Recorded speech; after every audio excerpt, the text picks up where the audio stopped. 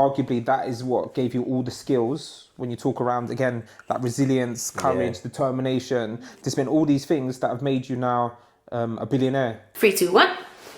Welcome to the Sir Ashley J podcast. Actor, writer, presenter, black, British, St. Lucian. This is real conversation, real opinions, and probably a few real things that we shouldn't say. Who let me be a podcaster? Nah!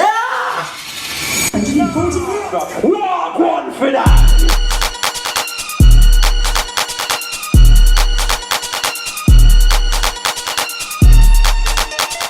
So after me, walk one for that! Walk one for that! Wow.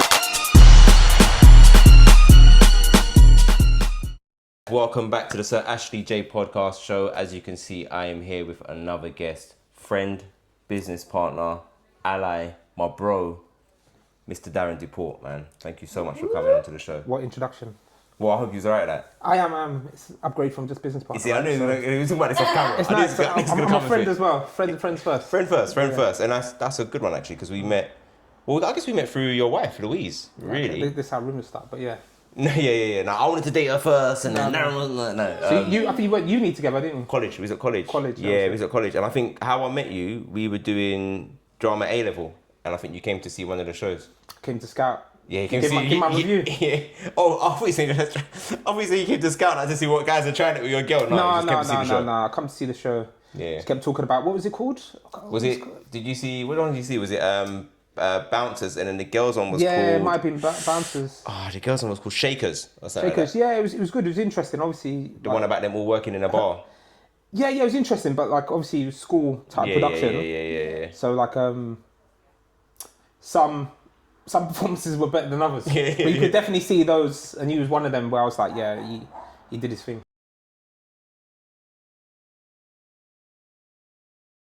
Is that the first time you saw your missus act? Yeah, that was, yeah. What did you go there thinking, what if she's whack? No, if she's whack, it was just good to see kind of like, for me, it's at what level. Yeah, okay. You know, like there's some people say, I play football, I play ball. Yeah. Cool. Anyone go park and play football, but like at what level? I will be the judge of that. No, it's true, isn't it? It's like everyone thinks they're the person, right? Let me see what's going on. And to be fair, she was always supportive. She always went to all my football, all my sports, all the things that I did. Yeah. So she saw it. So it was good to A, show some support, and then B, see what the levels were like. Because also she would like big up the people that she's acting with and stuff. This guy's doing this girl's doing that. I was like, okay, I'll be the judge. I'll go and give you my review. There's something interesting in that, man. I mean, this is not what we're here to talk about today, but it is something interesting. Like when you're in your own area or your own class, and you might be the best at what you do, and then you take that into the bigger world, and all of a sudden, that's a game changer. You know what I mean? And you might, again, it's that thing in it, like a big fish in a small pond. As soon as you are, then you become a medium fish in a big pond, or an ocean, and how do you deal with that? So that's an interesting thing, man. Or you keep being big fish.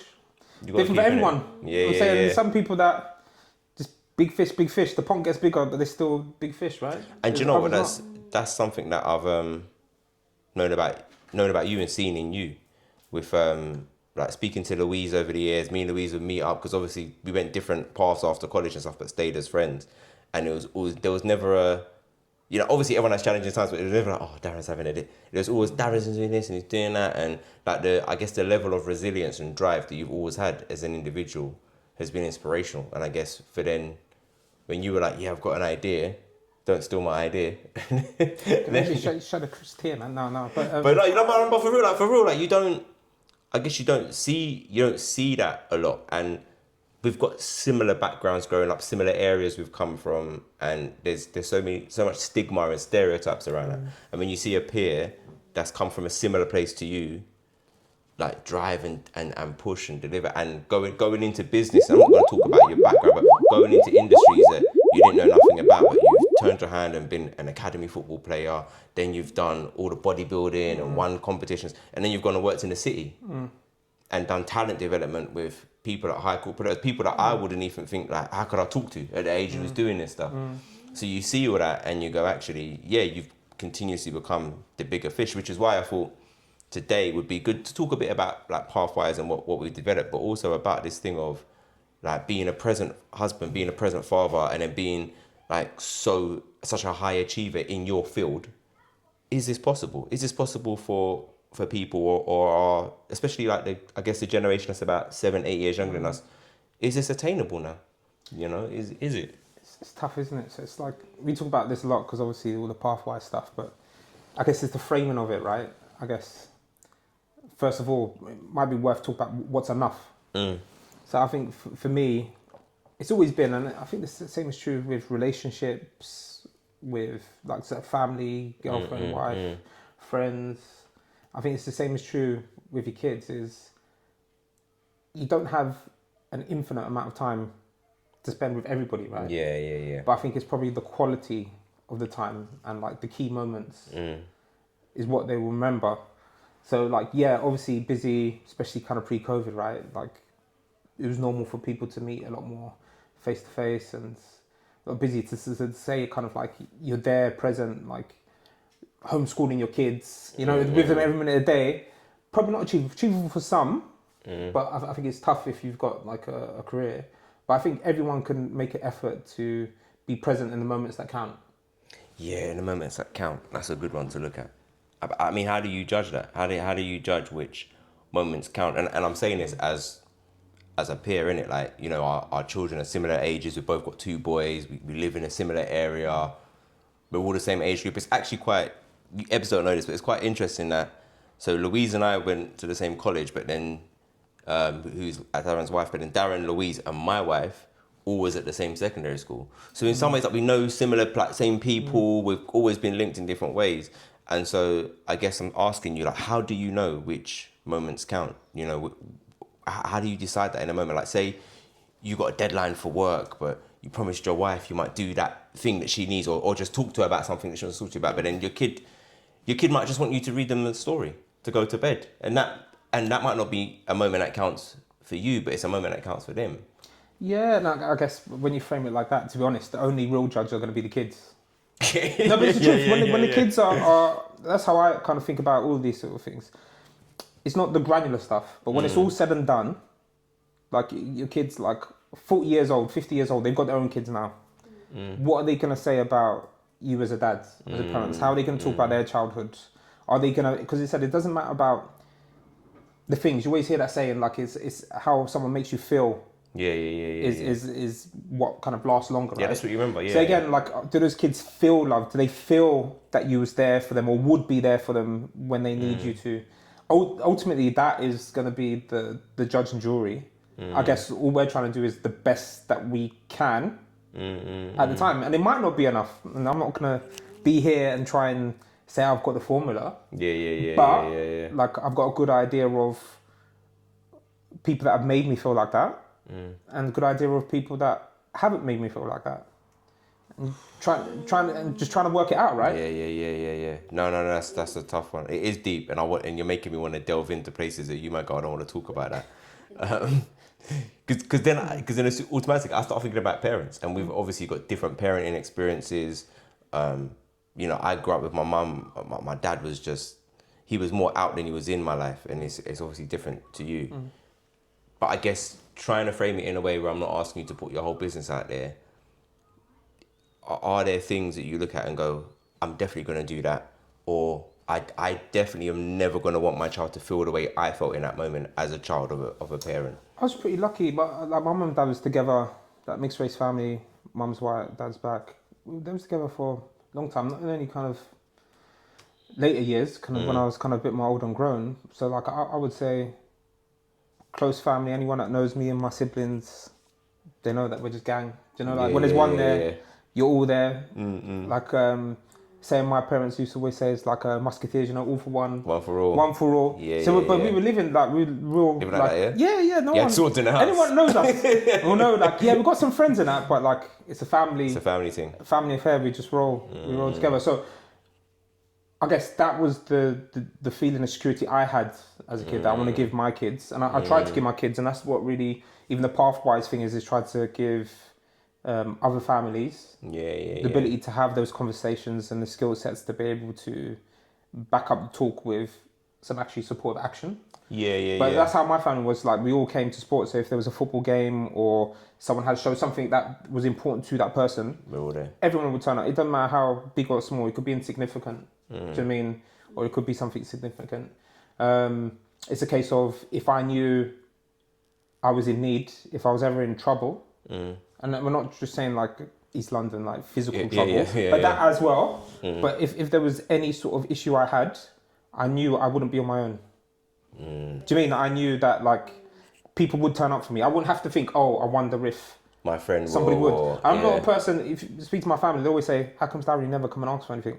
I don't ask because I know that like when I do, they'll be there. Does that make sense? So I don't call on little things. I try and work it out myself, and I always have done. But like there will always be a time in someone's life, and said, touch wood, I've not had to call it yet, but I'm saying where you could, and I would 100% know.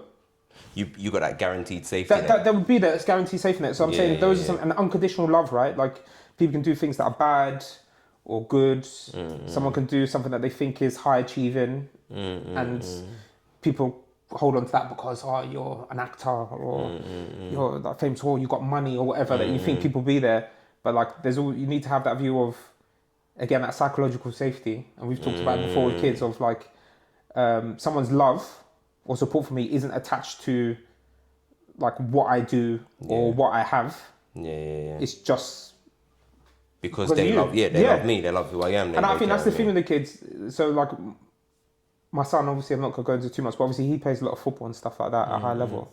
So again, really being cautious around not having this identity and my attention or love tied to that thing that he's really good at. Do you know what I mean? He needs to know that like, even if that wasn't there, like I'm doing it for the love of him. Do you know what I mean? Like all the travel and other things that we're doing or we sacrifice as a family, even like things like we will train together, we'll do other stuff together, but it's not me pushing it. He will know that like there's something that he's wants to talk about. So sometimes a lot of his mentor will be like, oh, I'm feeling a little bit anxious today or whatever, and he will know that the advice that I'm giving him is because I care about him.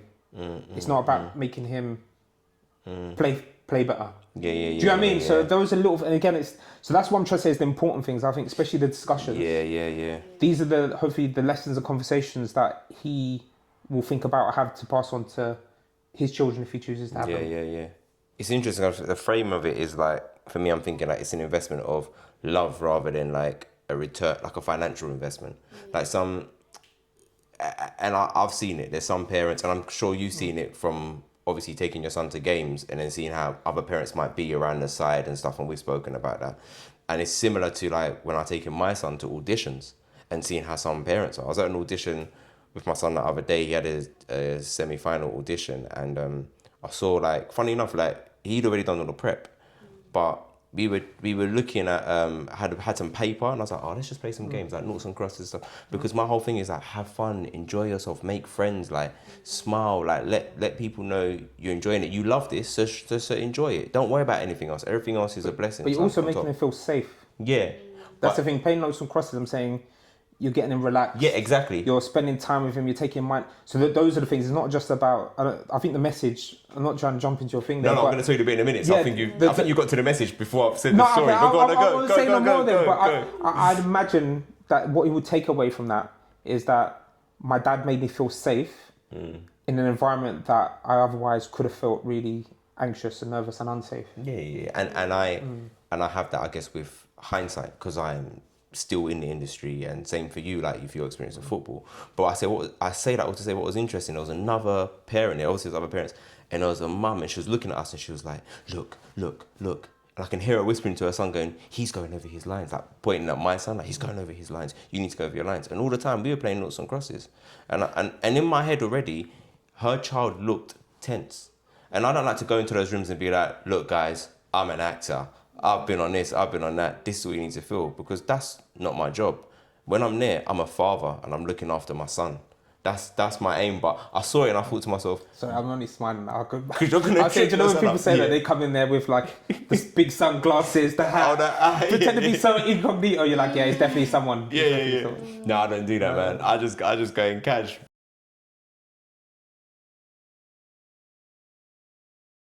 So for those of you who don't know, Darren and I, in our business partner hats, which comes second to friendship. Obviously, friends first. I have friends first, enemies last.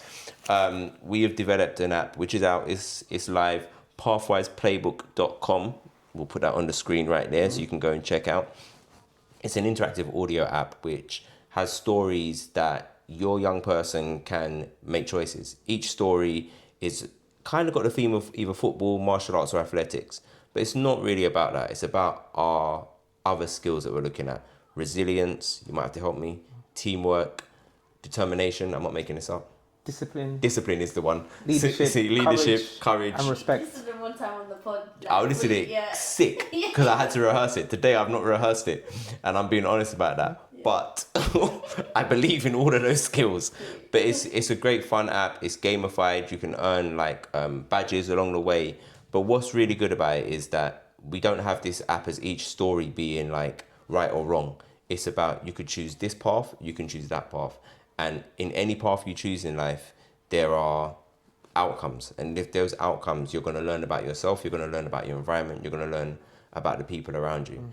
And after each episode that you listen to, there's, what do you call it again? Yeah, there's basically like a discussion guide, right? Which is probably the most important part, really. I think the short 5-minute story is just a framing in a safe way that like you can have a discussion with your child around how they felt, what they took from that without it feeling personal. So it's not like they did something bad and you're having a discussion with them. Yeah. It's based on a story that is not them, but they've made some choices. You get to share your own experiences. So this is a time where maybe something didn't go right for me and I was able to bounce back. And then you can put together a little plan together, which we give you prompts for in terms of how they can actually take that onto life outside. So that could be school, home, whatever. So I said it could be a little thing in terms of emotional regulation. It could be about discipline and preparation. It could be around things like jealousy. Yeah. So like having like respect for others. So it's a broad range, and I guess the sort of stories we're going to get into are really our own personal experiences. Have shaped the lessons that we try to teach through that app. Yeah, definitely. I think so. That's it in a nutshell, really. Because I definitely know as a parent, you don't always have the answer or the experience, because your child could be into something that you have no knowledge of. Fortunately for us, our firstborn sons are into things that we have first-hand experience in, so we have the privilege of hindsight. But as a parent, you don't always have that. Like my second son, he wants to be an astronaut. The closest I've been to space is Space Jam.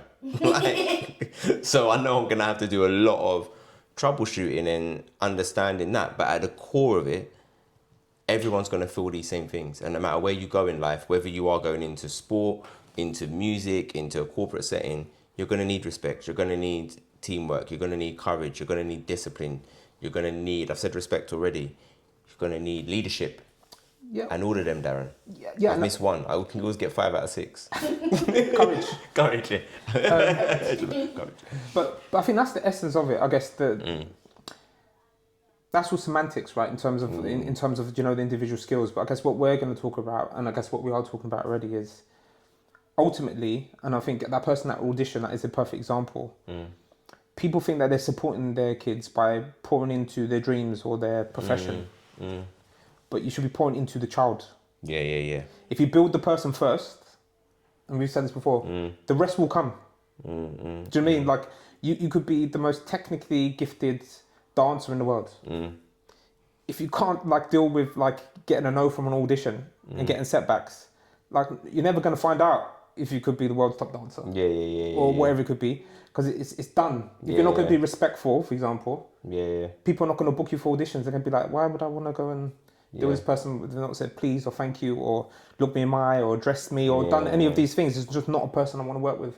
So all of these things, I think if you build the person, it will help, the profession, but also they're not going to be broken people, right? Again, when it's all said and done, when these children are now 40, whatever age they are, do you want a highly functioning person, or do you want a highly functioning professional that is a broken person? You always see it, these actors and childhood stars, they've got messed up and they're broken.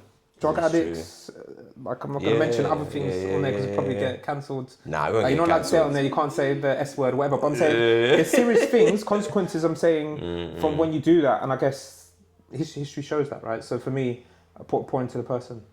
Yeah, 100%, and I think that's what I guess if Pathwise can help more people with that, then hopefully the next generation of adults we're building are good people at their core, and that will hopefully change society without trying to get too philosophical, like we're trying to save the whole world. But I do think it's important.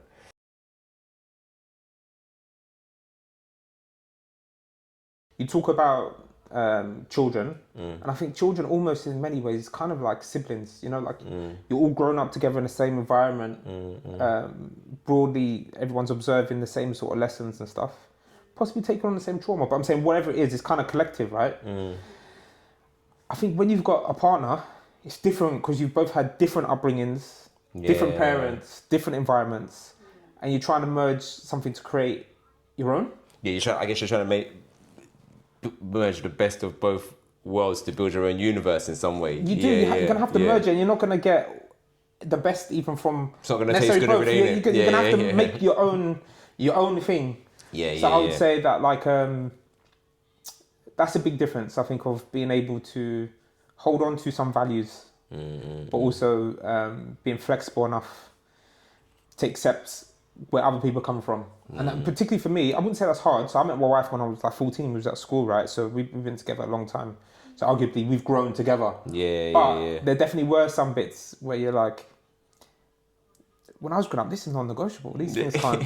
Like my dad was like a military guy, like you're up at 6 o'clock in the morning, you're doing your exercises, you're cleaning the house, you're doing all this stuff.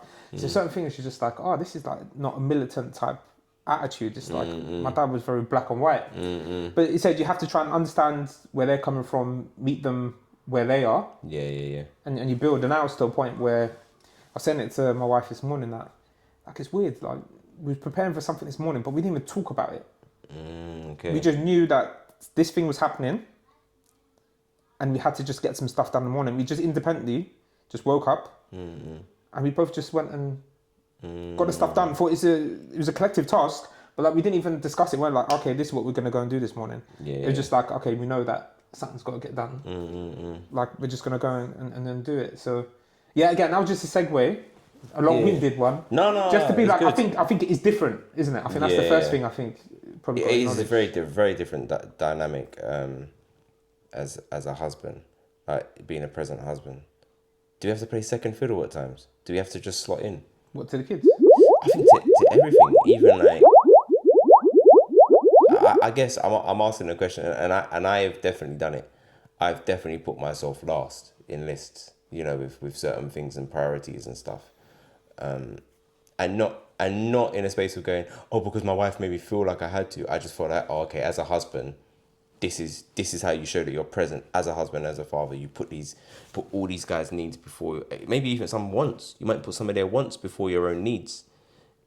And I don't know if that's a right or wrong thing, but I know I've experienced that, and felt like, well, that's okay, innit? But then it's not, is it? At the same time. Yeah, I don't know. Again, there's no right or wrong, but this is just my view. Yeah, I want your view. That's why you're in that chair. I think it's part and parcel. Yeah. I think of also being a parent. Like I think there's one thing of, are you playing second fiddle when like pre-kids or post-kids? Oh. So I think that is different. I think That's a if you're in a relationship and you haven't got kids, I'm not sure there is a second fiddle thing. I think you both should be considerate and try to think and where possible put someone else's needs above yours. But it has to be a give and take. It's got to be a two-way street, It has to be balanced. Yeah. So I'm sure, for example, you might say taking second fiddle because I'm paying for when you're going out for a meal, or I'm doing more the protecting, or I'm taking the bins out. Whatever it is that like us men will think that blue job. Yeah. I say pink job, blue jobs. No, it's true. That's what I'm saying. But I'm saying a woman will do the same. Maybe she's washing clothes more. Maybe she's the one that is thinking about other people, friends' birthdays and stuff like that, and keeping the social conduct. So I think that's like a back and forth. I think when you have kids, it's a whole different ball game. I think when you've got kids, it don't matter about you two. Like other people argue. I know loads of people that love to go on holidays on their own without their kids. Any moment, try and get away from their kids. I think when you become a parent, yes, obviously you've got your relationship, but like I think your relationship needs to be connected in something, and if it can't be first and foremost connected by kids and family, then for me personally, I don't know what's going on. I think Personally, I cannot disagree with the fact that at the core, as soon as you start having children, that's what you've entered into, innit? But whether you're married or not, you've entered into a partnership and you've agreed to have children. I'm talking from a very specific way of two people that have agreed to co-parent. That's got to be at the root of it. It's got to be at the core. Like, for example, everyone knows about annual leave. So my annual leave is very different because of how I work for myself. I can take things in different ways. My wife can only take a certain amount of time. So she's taken certain days off this summer over the holidays and been like, okay, I want us to do family stuff on those days. Whereas now for me, it'd be completely inconsiderate to be like, yeah, but how about we just like, you take that day off and we just drop the kids in the club and you and me just do a little thing. But I do also, I don't know if this is different, maybe you haven't mentioned it, but I also do believe that we do also have to find time for the relationship to still remember your husband or wife. Because my fear is like the kids grow up, they move out there, they're wonderful human beings, their life's going on, and then I'm looking at this woman going, I don't even know you anymore. Like, I can't remember the last time we hung out, I went on a date and all of that stuff. I mean, I know we're notorious for it because we've been saying so many times we've got to do a couple's date, innit? Us four go out. It will be nice, but it's not, do you know what? It's not even our diaries. It's our children's diaries that are making it an obstacle. It's like, oh, we can't do it that day. Dada's got football. Oh, we can't do it that day. He's got a show. It's all of that.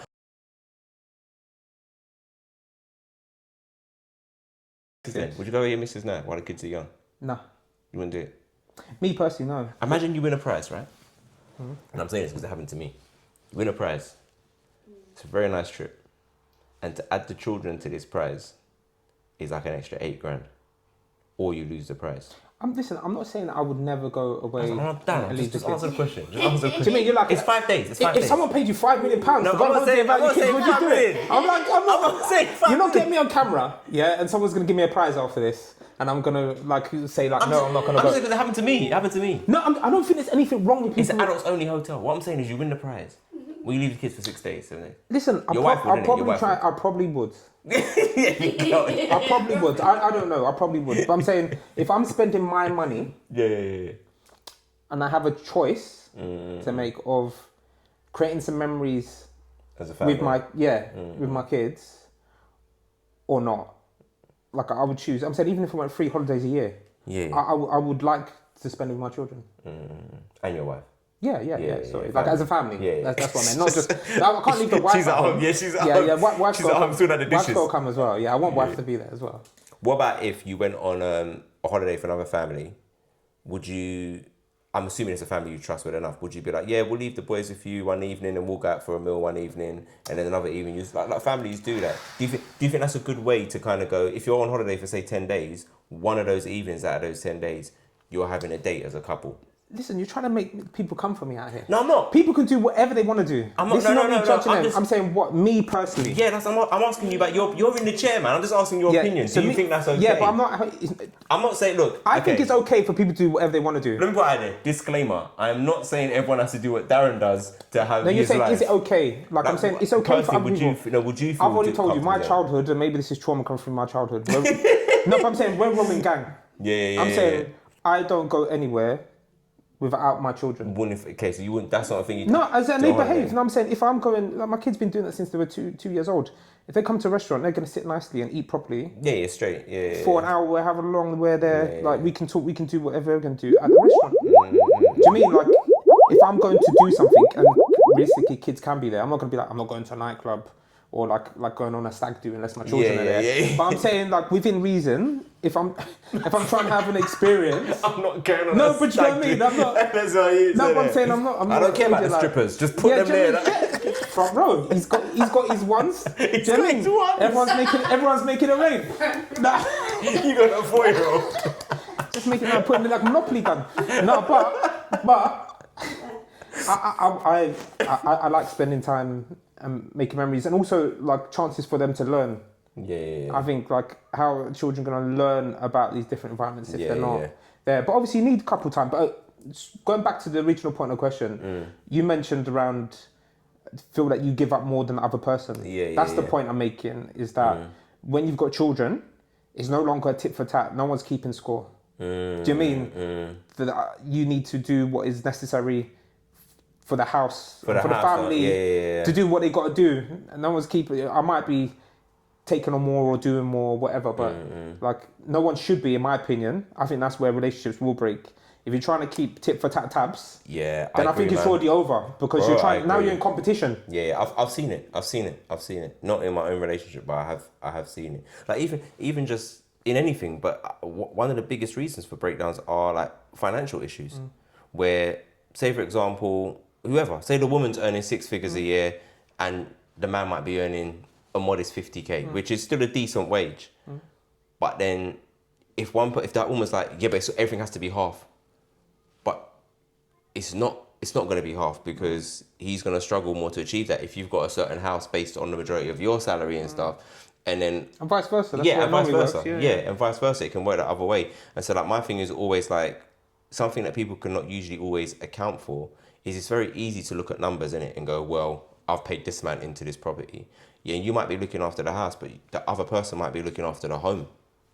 And how do you equate that amount of what that person's been putting into? So yeah, I agree, and I think one of the things definitely as we've become a family, as we start having children, obviously got our home and all that stuff. My wife and I, we just don't discuss things like that. That it's just like, have we got enough? Like I don't care. I think there is certain things as a man that I definitely would do. Like if we go out to eat as a family, I find it really hard. Like if the wife's like, oh, I'll get this one, I find that really hard, because I feel like as a man, that's your job, or like I'm paying for the family holidays. Well, you want to treat them, yeah. Do you know what I mean? Like that's my way of looking after you. I don't mind if she's like, oh, I've got a line and booked a little experience for us, like, and she's done it and it's done, and I just used to keep that day free. It's fine. But when we're out and there's things that they want, and then I'm also a bit more disciplined in the sense of, you lot aren't getting everything you want. Like, you know, sometimes you might take them Smith's toys. You know, like back in the days, Toys R Us for us. You see the advert, man? There's a magical brick. My mum never taught me there. But you got Toys R Us when you was a kid? I never stepped into Toys R Us.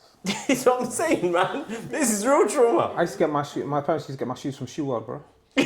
Don't tell me that. Just go shopping at Quick Save. Who knows about, shout out to Quick Save? No, Quick Save is sick. No frills. No frills. Broken biscuits, yeah? You don't know Broken biscuits. You don't know Quick Save, do you, Ebbs? I know Quick Save. You know Quick Save? Of course. Do you know Broken biscuits? Broken biscuit? Imagine this. You know you get no frills thing. You know you get no frills. No frills is like you get a pack of biscuits. You know you go to Tesco's, you get Tesco's on. Oh, yeah. So imagine this one, yeah? Imagine all of those cheap biscuits have all got broken up through the conveyor belt. They ain't made it into the final packet. And they make up their own packet of broken biscuits. Broken no frills biscuits. If they would sell that? Of course they did. I was buying it. I was buying it. You were buying it. What are you talking about? Were they selling it? Oh my You're like, would anyone buy that? Yes, we're buying that. We're buying broken biscuits. I can't remember. This is old time money. But I'm saying even if it was the old time money. Even if it was like, even if it's 50p, I but this is old money. This is like we're talking. We're talking like 20, 30 years ago. So yeah, Darren's 10 years older than me. Nah. But I'm saying a long time ago. But no, I remember Quick Save. You could get 6 Savoys for 99p. Yeah, shout out. You know, like on a Friday, you get fish and chips. Mum would get the Savoys from there, 6 for 99p, couple bags of frozen chips. But that's the point. That's what. Again, I don't want to take a tangent, but no, you can. I don't think these kids know. Like how that's a challenge as a parent, isn't it? Of like you're trying to teach them these lessons, but you're also trying to make life a bit easier than it was for you and give them things you didn't have. That's the aim. I promise they don't know about these broken biscuits. You get kids coming to you saying, "Oh, I can't eat this." It's like like I've got a biscuit in this like pack and it's like, "Oh, it's split as I picked it up. Can I get another one?" Like, what are you talking about? My broken biscuits, bro. I'm not talking about the dust. Who knows about biscuit dust? Or imagine like, that. When they're eating the fruit, oh, it's bruised. It's bruised.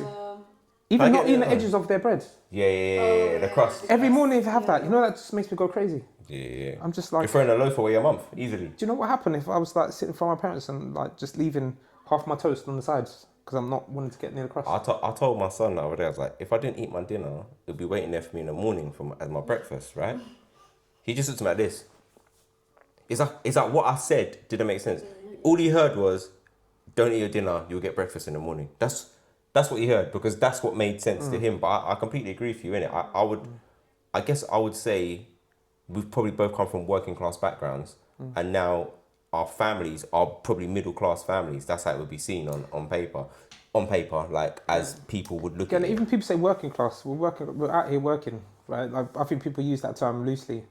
I know. I don't want to say I think the low class, or do you know what I mean? No, but it was the poorer side of it. I'm saying. Yeah. We come from a low income family. If you're not home owning, like professionals, like you are a poor family, isn't it? That's just I'm going to say what it is because someone has come from it. Like it's different. I think like the papers and even people I work with, everyone.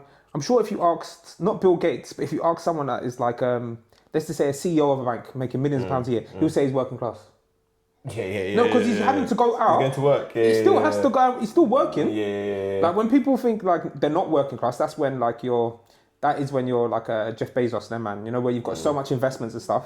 It's just all passively happening for you. Yeah. But if you're anybody that has got a job, anybody that is employed, and arguably anyone that is like a sole trader or, you know, even if they're self-employed, but they're having to do the work, we'll say they're working class.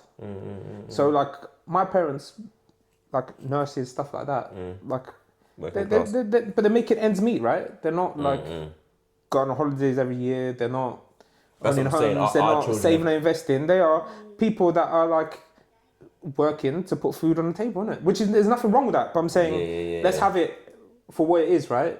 So I guess when we're trying to teach these kids, they don't know those. Well, because they've entered the game at a different tier system, which is fine. You know what I mean? Your aim is to give your children a better start in life than you had. Blah blah blah. Stand on my shoulders. All of that. I don't say it lightly, but they've entered that, so it is hard for them to have those values. But you have to teach it somewhere. I think many years ago I heard an interview. I think it was Jay-Z. Talking to, I think it might be like New York Times or something, it was some sort of magazine, and they were asking that similar question. They were like, obviously you've got such a interesting life coming from the streets and doing illegal stuff and doing whatever, but arguably that is what gave you all the skills when you talk around, again, that resilience, courage, determination, there's been all these things that have made you now a billionaire. So like how, like your kids' lives are very different, sheltered. Basically, how are you going to instill those same skills in them? The kids that are not going to have the same experiences Can't as put you. it back on the streets, innit? And I think that is the ultimate one that I think all parents are probably battling with. You always hear parents like, oh, they don't make them out they used to, or some holidays. I remember some holidays I'll be at the park for 10 hours on my own. Do you know what I mean? No mobile phones. And all, but then you ask them, oh, would you let your kids go to the park? They're like, absolutely not.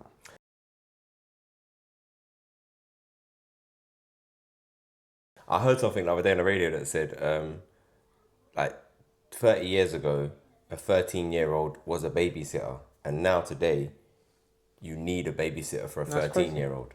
Wow. And I mean, yeah, there was jest in there, but it's actually true to some degree. You know, obviously we live in a different world and a different time, and it's not as easy, I guess, to let your children go out the way that we were able to. Controversial take. I disagree. Go on, tell me why. Talk to me why. You're in the chair, man. Hit me up. I think it's parents. Obviously, I try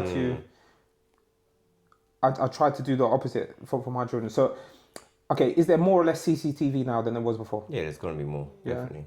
When you talk around, back in the day, you've ever heard of flashes? Flashes were basically guys that used to go long trench coats. They were like, let's go into their park. You don't get flashes no more. There's no one. All those people doing those things are all online. Yeah. Not all the time. Most women of a certain age, would have seen multiple flashes through their life. Yeah. Facts. Schools, sometimes at schools. Wait, I know about flashing and that. Like boys would do that in school. No, this is men. Grown men in the park. To women, everything. Yeah, kids. Yeah. But what I'm trying to say is that, like, so times like we don't see flashes anymore. All that stuff has gone online. Yeah. You think about it. Said crime has said more CCTV than there's ever been. Right. You look at all these things that are happening, especially where I grew up, I'm like, is anything really worse?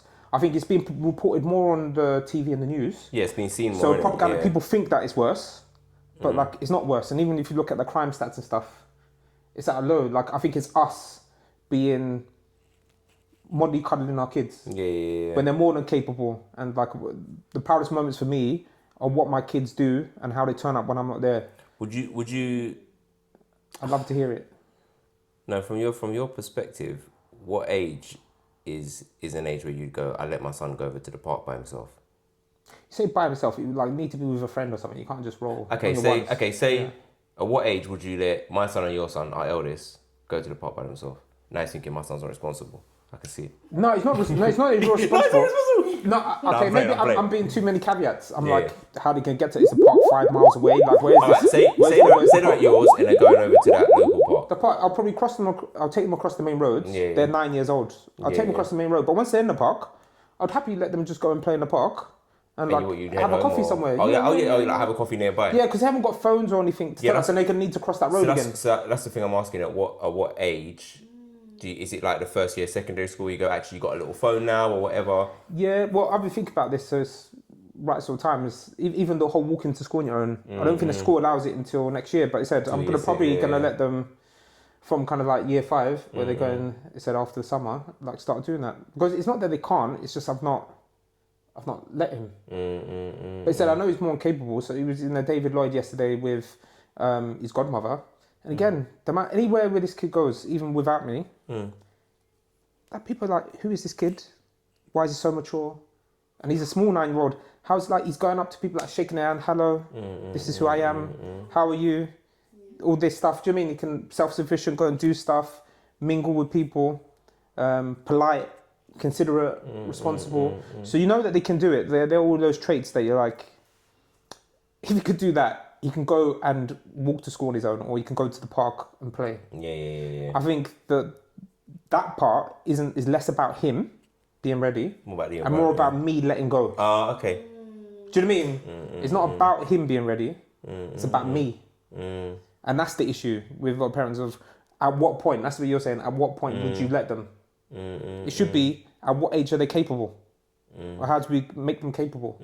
But we don't. It's more about us and our fears than it is about theirs. So he's already ready. I'm being honest. He is ready. I think the challenge in this landscape is, again, you don't want anyone going on their own. And that was even back in our day.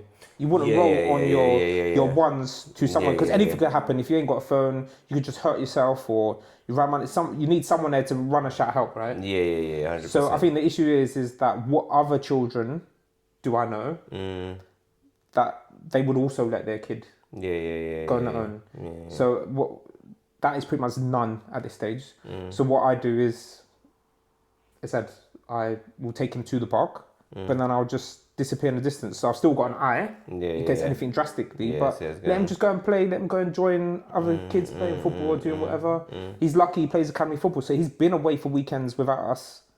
Anyway. That's a big bit of growth. Do you mean? Man. So he's been there with had to room with a friend, like no adults on the floor, had to go and navigate and do that stuff. So he's learned through other extracurriculars. But it's a tough one. It's the letting go. I think it's the hard part. No, absolutely. And I am closer to your way of thinking than my wife. My wife's like, I'm gonna drive them to secondary school every day. I'm like, you can't do that. Like, you're actually making a rod for your own back, and actually it's at their detriment. They have to problem solve. They have to navigate. They have to figure these things out. And look, the truth is, without getting too morbid, at some point in your life, if everything goes according to plan or stereotypically, your parents are gonna die. And that ain't the time where you want your child, even if they're 25, thinking, "Raw, I've never been anywhere without my parents doing something for me," or like booking a flight, or like my thing is, where does it stop in it? If you don't let them cross the road or don't go to school by yourself, okay, are you gonna book flights for them? Or are you gonna now tell them which house to buy? Are you gonna write their job application for them? And so I agree with you. Like at some point, there's different stages of having to let go. Like I remember one of the things for me was like just a little thing of like, I don't need to go in the toilet with him anymore. Either of them. I might just point him in a direction and go, it's there, I'm waiting out here. Call me if you need me. It's just a little thing like that. Like I'm not gonna do that. And that might sound like a small thing, but that's how much independence do you give them, and it's got to be gradual. But this part thing, we might have to try and make it happen, you know?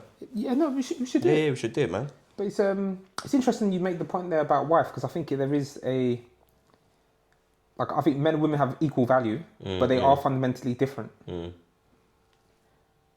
I think women, in my experience, when I've had these conversations with them, including my wife, just have a slightly different view. Like my wife has come around to it now because she gets some of stuff we've already gone through with the kids. They like, okay, I can see the payoff for why we do that. But I think naturally women kind of want to hold on to the nurturing. I think they want to hang on to that as long as they can. Whereas I think most men, even if they don't articulate it, we know that our job, especially if you've got boys, is to make them men, right? Not too soon, but that legacy point is a big one of, like you say 25, I think even younger, I think 18. If my sons don't know how to look after themselves, don't know how to conduct themselves in the world, don't know how to be able to make their own way, I failed as a dad. Because to your point, like if I wasn't there for any reason, just say, God forbid the worst had happened, I would want to have a good conscience to know that I've given them the foundations for them to be able to navigate life.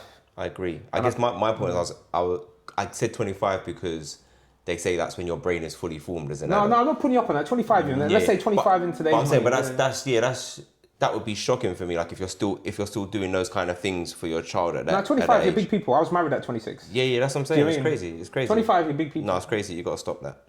You have to. And I do look at some children and I think how their parents are. I think, man, they're going to be doing everything. And I get it because it's not safe and all of that. But they're trying their best. They're doing it out of love. They're doing that in protection, but my view is that sometimes it has to be tough love. A little bit of fear as well. I think there's a bit of fear in it for some parents, like of that letting go. Yeah. Are we preparing young boys for the real world? That's the question. Are we preparing young boys for the real world? How are you preparing? How? I mean, do you know what? One of the biggest things I think about when I hear that, and actually, I don't care. I was going to say it might be controversial. It's not controversial. For me, I think about that very specifically in the sense of that I am raising boys of colour. I'm raising black boys in a world that they are going to have to navigate things differently and be on higher alert around things. And that might be, no, not might be, and that is because of based on my experience and experience of my peers and then things that uncles and stuff went through. And I guess the hard thing for me about that is that I don't want to raise just my boys to think like that straight away, but I want them to have an awareness of that sometimes you might be in an environment and because of your ethnicity, that's what people are going to lead with. And like one of the things for me is like I'm making sure that my children are able to display their emotions. I'm not going to make them feel like they can't be upset and can't be angry, but it's about how you communicate that. So I never say to them, you can't be angry, but it's about how you communicate when you are angry. Because I'm sure you've heard it before, whether it's happened to you or other people, the labeling already of like, he's an angry boy, he's an angry black boy. Like black boys get upset and straight away they're angry and they're aggressive and these kind of things come out, or you were shouting and stuff. And I think for me, all of that stuff, before someone can label you that you can be angry, that's fine. It doesn't mean you're a bad person. But how you communicate your anger and the why behind it is what actually makes you respected in that moment. You know, so that's something that I feel like is really important in preparing them for the real world. But another thing as well, actually to think about is, I think we live in a nicer area than we grew up in. Like, obviously we're both East London. And I try and bring them around East London a bit more as well. I just want to make sure they're streetwise.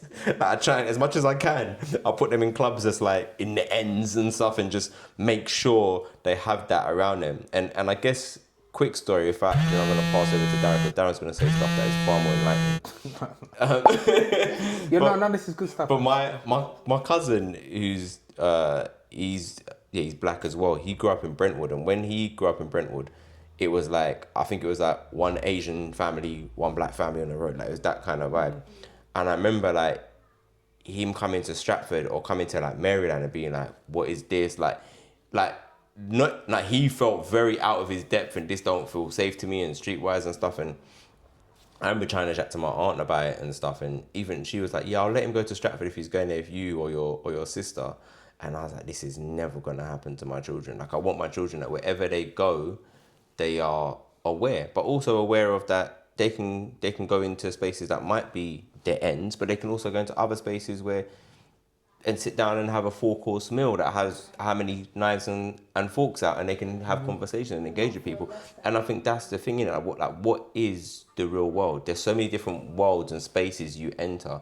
And I guess for me, I want my children to be able to feel like whichever space they enter, they deserve to be there. Like as boys growing into men, you deserve to be there. There's no space that you are not good enough for. And wherever you are, your opinion, your insight, your mindset is valued and needed. And I think that's a very, very important thing.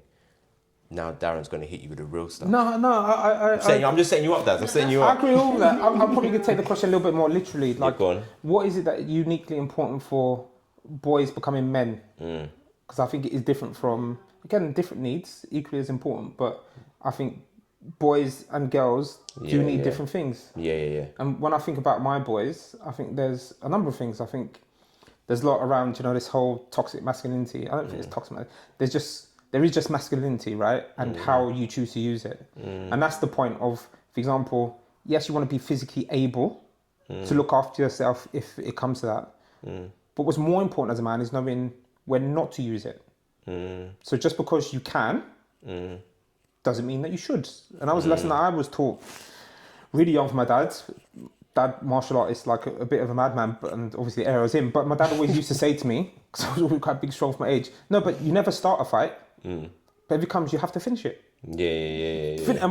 Finish it decisively. That person can't be getting up to chase you. That by way of knockout. No, but you got to finish it. No, but I'm from young. I'm saying this from primary school age. I'm going to primary school. My dad's saying, whatever you do, if you get in trouble, and I hear you're bullying someone or you're hitting someone first, whatever, you got to come see me. But also, if I hear something's happened to you and you've not tried to defend yourself, you're going to have to come see me. Do you get what I'm saying? So I think there is an element, and again, I'm not teaching my kids to fight. It's the opposite, actually. It's giving them some stuff that they feel confident. But actually, the lesson that we should be teaching these boys when as they become men is that it's not all about aggression. It's not all about violence. There are times, and this is just inevitably, like it just happens with boys and men, at some point in your life, it will become violent. It might be a little school fight in the thing. It might be someone get out of a car because of road rage, whatever, and you can't avoid it. I'm saying there's going to be a time where maybe you need to be prepared to do that. But 99.9% of the times, you don't have to. And it will be a case of, okay, how can you deal with that differently?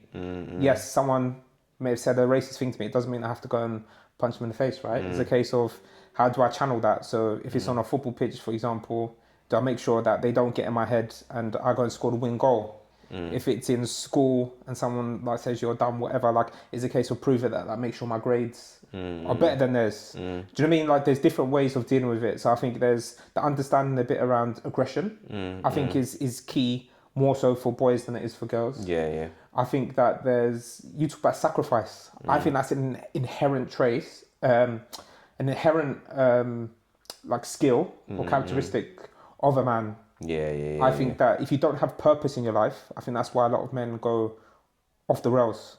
I think having a sense of purpose, whether that's a purpose to having a family, a relationship, community, they need to feel that they're giving something to the world. And when you hear about a lot of this stuff that is going online and all these, is it red pilling or whatever they're doing, it's because these are lost people that in this world is being told that they can't do this or men are not valued for that and the problems for everything else. And they're trying to find a reason to exist that they can be proud of.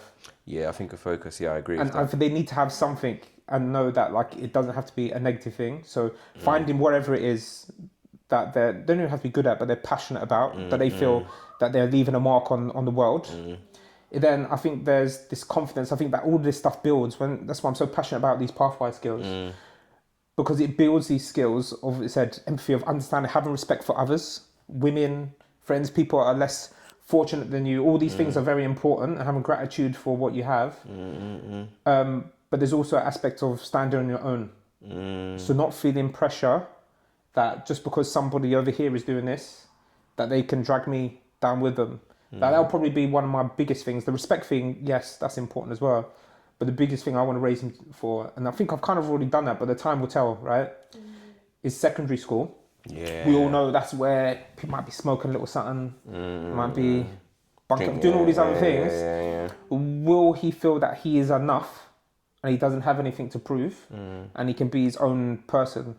So I think once you can crack that, I think you can become not just a man, you're going to become a highly functioning man. And be, I guess, comfortable with the decisions you're making, the choices you're making. If you can do that then and live with that, then it's fine. Not always feeling like you have to. But his reputation, I'm not gonna lie, wherever I go, my son laughs, and this is not it's supposed to be about me, I'm giving this as an example, right? But anywhere around the country, I'll bump into people and they'll be like, even today, guy's come to fit my shutters. Turns out, he's my brother's age, so he's 4 or 5 years older than me. But as soon as he got to the door, he's like, I know you. And I'm like, okay, cool, how do you know? It's like, I know you, I remember I've played football against you, I remember I've seen you in this place or that place, because he's from East London as well. But I'm saying it is your reputation. And I tell this to my son all the time, whether you're meeting someone for 10 seconds or you're going to know them for 10 years, how you treat that person, how they interact with you, how you do stuff that you will be proud of is so important. And that, I think, is a sign of if it's a good person. This is maybe not uniquely to men, but I think it is important of, it said, down the line, will people say, do you know what, this person was really respectful to me, this person was polite, this person was resilient in terms of they was their own person and they did what they thought was right. Those are things I think that is really important. 100%. For raising a boy to a man, I think. No, I agree. I hear it, and I'm thinking, am I doing that with my kids? No, cool. No, but there's time. I sent them 2 hours. I sent them 2 hours. But your other point, one last one, because I know I'm taking up all the time for this question. You can have it. But I would say it's a really important point, actually, is the sacrifice. So that's the point. Inherently, I think men are born to sacrifice in a way. And like, Talk to me about that. No, but you know, like, you have to be willing to give for others. So, for example, you can't have a family and not will be willing to die for your wife or die for your children. Yeah. Do you know what I mean? Like, in order to, I think, give something out there, you have to be willing to sacrifice. And I think that is a point. I think if you've got people out there that are like, again, the tit for tat thing of, oh, they're doing a bit more than me here. For me, that is not, it's not a masculine trait. A masculine trait is getting stuff done. Yeah. Do you know what I mean? If you're keeping score, and again, I'm not trying to get cancer. I'm not. But it does feel a little bit. It does feel a little bit more like a feminine trait in terms of like. I think women will naturally do that. So like, if you hear a lot of the women's content, they're like, "Oh yeah, this man didn't pay for my dates," or you know, like apparently, like if a man loses a job, I think the stat is like they got 2 months. They got 2 months. The woman will look up 2 months. If he loses his job, you got 2 months. They got 2 months. All right, it's done. Whereas like men, like they'll just be like, okay, cool, we're gonna have to work it out. I got you. But I'm saying you have to have that inherent. I think it's just more natural instinct within men that they know that when they get married or whatever, is that they want to give more. They want to provide. They want to do that stuff. Whereas I don't think a woman's dream is that, oh yeah, I can't wait until I get older and I have a family and I can just provide for everybody. Make my husband's life easier. I could just like spend more money. Yeah, like my husband could just spend like 20% of the bills and I'll just pay the rest. Like that's my dream. Like I think it's just not the same. Yeah. So I'm saying like so inherently, I think like men have to have a little bit of that self-sacrifice, comfort in self-sacrifice. Know that you are prepared to sacrifice for the greater good. Yeah, no, I agree. Wagwan for that. Start with where we are now, but instead, back on those boats. It starts with Windrush. 1948, the empire of the Windrush docks is essentially the symbolic start of mass Caribbean migration. And here's what people tend to forget. We were invited here. Britain had holes after the war. They needed people to drive the buses, to build the houses, to run the new NHS, do the post. So the Caribbean people came to do the jobs nobody wanted. Nurses, cleaners, drivers, labourers, grafters. Listen, and we got treated like dirt for doing it. No blacks, no dogs, no Irish. You know the saying. And look, families were placed in the worst housing, the worst streets, paid below what we were worth, even when we were qualified. That is the foundation of the Caribbean community that got built in this country. We were recruited for our labour and then locked out of everything above it. That's just a reality that we have to think about. Now, compare that to the African wave, which came a little bit later, mostly the 80s, 90s, and early 2000s. And this is where a big chunk of the gap comes from. This is not to say that there weren't Africans in the UK before then, but not at this volume. And that's where people get it twisted, because I get people that comment on my videos saying Africans have been there. Yes, you've been there, but come on, not at the same rate. Wagwan for that. That's going already, isn't it? Yeah, just because I know a lot about Black history, right? Yeah, I know. So a lot of things that he's touched upon, but I think he even goes deeper than that. But I think he makes a good point. So my granddad was recruited for London Transport from Barbados. So they actually had a recruitment campaign. This was actually in the papers a while back, actually, because I did it when I was doing some work for the government. And basically, yeah, they actually sent recruiters out there, their recruitment office in, I think, Bridgetown in Barbados, and they were recruiting people to come over here and work on London Transport. So my granddad was one of those people, and I think he worked on the buses, but then obviously the trains when it went like London Underground for like 40 odd years. So that is real what he's talking about. They did, and my nan was a nurse, so NHS. So he's real talk of what he's talking about there. But I think an important point he's missed out so far. Yeah. Is that you've got to remember there wasn't a separate passport. So that's right. So the important part is that the passports were different. So the whole thing of, do you know the whole Windrush scandal? But with where we are now, the difference but between instead, Africans and the Caribbeans back is that the on those Caribbeans were boats, told you're part of the it Commonwealth. starts with Windrush. 1948, the empire of the So they could just Windrush come here docks freely is essentially the symbolic anytime. start of mass Caribbean migration. They And sang here's the what people national tend to anthem forget. at school. We were The invited here. English, Britain had holes after the war. curriculum. They needed people to drive the Africans buses, different, to right? build the They're houses, identity, to they run were the new not NHS, British do the people. post. So the They Caribbean had the people free came to do the flow of jobs anyone nobody can come. wanted. Nurses, cleaners, They had to go drivers, through labourers, visa grafters. process. Listen, So and we got treated like it's dirt for just a doing different it. history, No right? blacks, no dogs, no Irish. You know the saying. And look, families were placed in the worst housing, the worst streets, paid below what we were worth, even when we were qualified. That is the foundation of the Caribbean community that got built in this country. We were recruited for our labor and then locked out of everything above it. That's just the reality that we have to think about. Now, compare that to the African wave, which came a little bit later, mostly the 80s, 90s, and early 2000s. And this is where a massive. To be big fair, chunk of the gap I comes don't from. need to This is listen not to to the rest, say like, that that alone. there weren't I have Africans this in the discussion with UK my wife before all the then, time because we but have not friends at that this have broken up with volume. them. And that's where Reality people is- get it twisted, because I get people that comment on my And to all you videos saying single Africans parents have out been there. there, Yes, you've big been up there. you. But But come on, not at the you can't replace a two-parent household. Can't be done. Like you look at any stat, and I said maybe we throw some stats afterwards, but there's so many indications, both behaviourally, educationally, anything that you want in terms of outcomes, that it is just so much harder. And that goes to the point of what we're saying: men and women have equal value, but they are fundamentally different. I don't think a woman can teach someone how to be a man. I don't think a man can teach someone how to be a woman. Like, I think you need those two there, and even attention. You know, you give them quality time, be able to help them navigate stuff, making them feel safe, making them feel enough. You can only have that. It's suboptimal to have one parent. I'm not saying it can't be done. You can't do your best and have a good outcome, but it's suboptimal. There's no one that can tell me that having two good, functioning, loving parents is worse. Like, you'd be better off just having just one parent. Well, that's what I think you, as a friend of mine saying, that's the rub. I think you just hit the nail on the head there. It's about having two good, functioning, co-parenting parents. And it's not necessarily talking about a marriage. Ideally, you'd love your parents to be together, or you'd want on paper, I guess. But you're saying two people that have entered into something and agreeing to co-parent effectively together. I completely agree with you. Where I think my head switches is, I know I outperformed some of the African boys in my class, in my school. So this is a very particular thing I'm talking about. And most of them were coming from homes where their parents were together. Obviously, I was only raised by my mum. But I think in my experience, if I was So an raised by my African mum and kid my dad, is more than I twice probably as would've been likely to worse be off, growing up with because two it wasn't married gonna parents be in the house. a Flip it the other way, compare Caribbean apples to households apples, are the okay? most likely in 100%. the entire The point, and that's country not even to cut you, to I'm be just a saying, single because I know person pretty much everyone living was alone. always And on the defending a latest particular census, case, right? over half of But Caribbean I'm saying families the with facts are the kids, facts. If you compare 51%, apples with are apples, headed it's, by a lone would you be parent, better off being parented highest by of two any toxic parents or ethnic one group toxic in parent? Britain.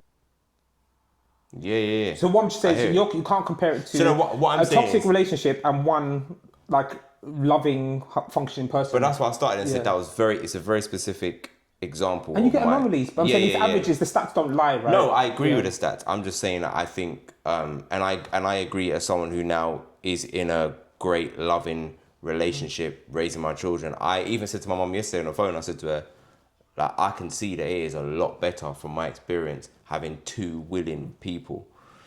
So I guess that's all I'm saying. But in my experience, I think I was better off because of the apples that were dealt to me. I had a bad apple, and it's like that bad apple probably would have ruined that one good apple that did the best that she could as a lone parent, and then grandparents and all that stuff, which there's never can replace a parent. They can't replace a direct parent. They can just do their best to help and support, because that's what grandparents and uncles are supposed to do. But I completely agree with you. I completely agree with him that the stats are the stats, and ideally for everyone, I will say, when people ask me about advice of like, when you're dating someone, I will say, man, you got to look at that person and think, like, are they going to be a good mother?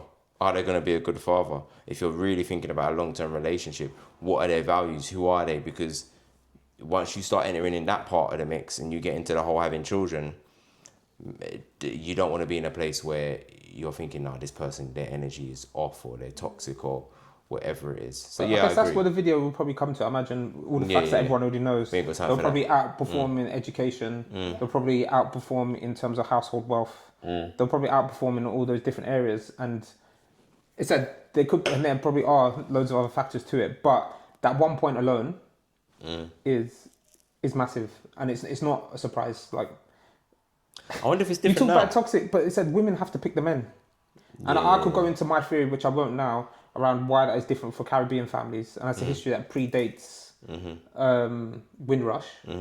But still, ultimately, I think, like, in modern day, like, forget Caribbeans or Africans or whatever, I think you've got to try and make it work. And to that point, you're saying, yeah, you need some time for your relationship. But me personally, when I was thinking about a wife, and this is from early on, this is how my mind was, I would take someone that I think is going to be a good mum over someone that's going to be, like, the best wife. And what I mean by that is, like, that is ultimately what is going to be important and will probably make a good wife as well, if you can make a good mum. 100%. And I think the person that you choose will ultimately dictate your outcome in life. Because it said, divorce and stuff, that's half your money or more gone. Mate. Do you mean time, energy, mentality, all half your money and your setback? hairline? Yeah. And your hairline, bro. Whereas if you have the right one, it's a multiplier. That's going to multiply what you could have ever been able to achieve. Yeah. So that's a big thing. Then it's the staying power, right? And again, maybe like my wife she was the youngest of all her siblings, so she was quite young, but like raised by quite like older parents. So she's quite old school in her mentality, and so am I. So I guess it's also having that view, which I'm presuming, obviously I'm not a youngster no more, but I'm presuming from speaking to youngsters, it's a case of there's something better around the corner, or I'm seeing this person over there, this one did that for them. Whereas I think maybe again, the African old school mentality and maybe what they've been raised in, if they've been raised by that sort of mentality, is like slowly but surely, patience, values, commitment, working through stuff that might be more difficult. And obviously like expectations of, I think a lot of my African friends, their parents have always talked about, you know, like doctors, lawyers, you know, like those sort of professions. And even though they're not gone to those professions, I think it had a grounding of, we have ambition for you. And we are going to, again, goes back to the point we talked about with our kids, make some sacrifices and be intentional from a young age to help you get closer to be able to achieve those things that we might not have. Yeah. Whereas I think Caribbeans have just been a bit like, we want you to do better than us.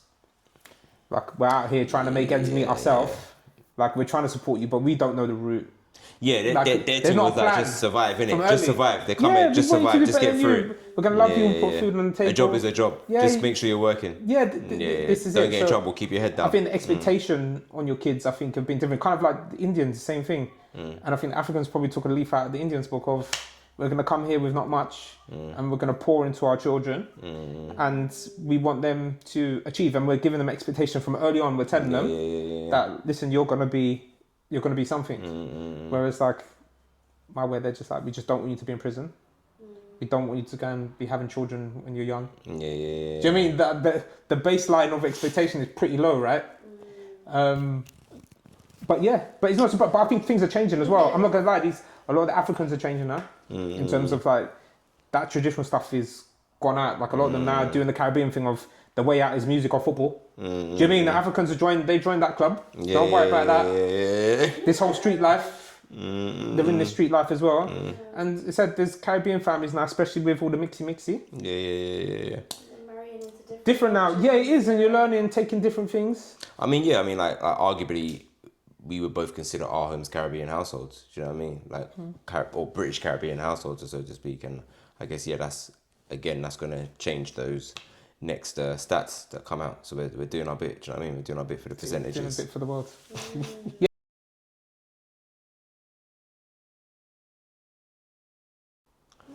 Let's see what the future holds, man. Darren said it all. I've got nothing else to say other than like, comment, subscribe. Follow us at the Ashley J Show on Instagram. Get in touch with emails, the AshleyJShow@gmail. Please check out pathwiseplaybook.com on behalf of my friend and sometimes business partner Darren and myself, Ashley J, and Ebberssun Productions. We'll see you later. Peace out, A-Town. Hey.